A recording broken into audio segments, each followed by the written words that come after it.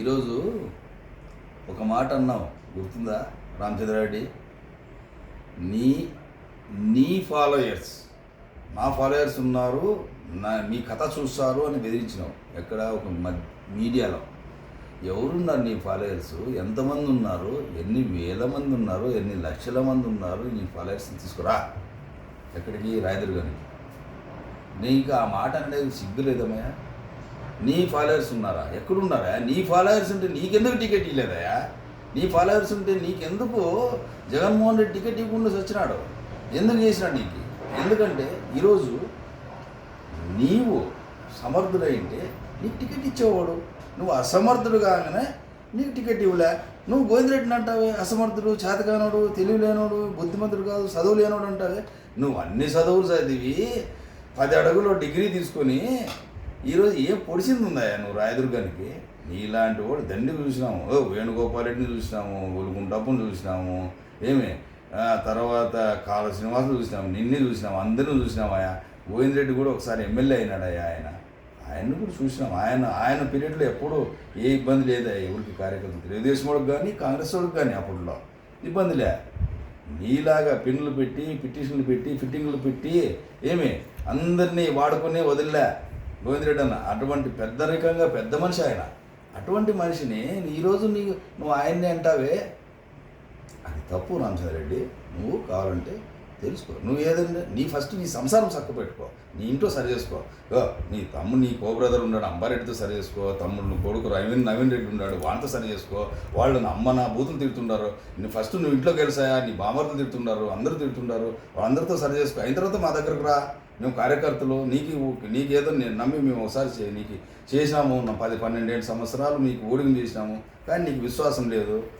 అటువంటిప్పుడు నువ్వు అనవసరంగా మమ్మల్ని రెచ్చగొట్టి ఏదో తీసుకుని వచ్చి వాడేదో వానమ్మ పోయి ఏదో ఒకటి సిమ్ కార్డు పెట్టుకొని లింగమనేని సుబ్బయ్య చౌదరి కూడా పెట్టుకొని ఆ లింగమనేని నా కొడుకుని పెట్టుకొని ఈ లింగమాట ఏందా ఆడేది? నువ్వు కరెక్ట్ కాడు. బయటకు వచ్చిరా, ప్రజాక్షేత్రం రా, నువ్వు ఓపెన్గా పెట్టు. రేపు నుంచి ప్రెస్ మీట్ పెట్టు, రమ్మను.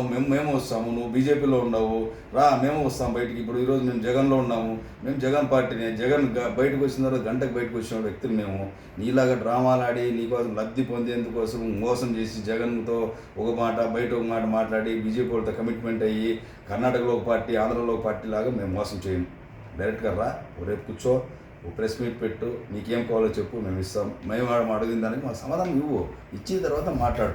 మా నాయకునికి ఏం పాప చేతగానోడు, నోరు లేనోడు, నోట్లో మాట తిరుగుదు అంటుండవే.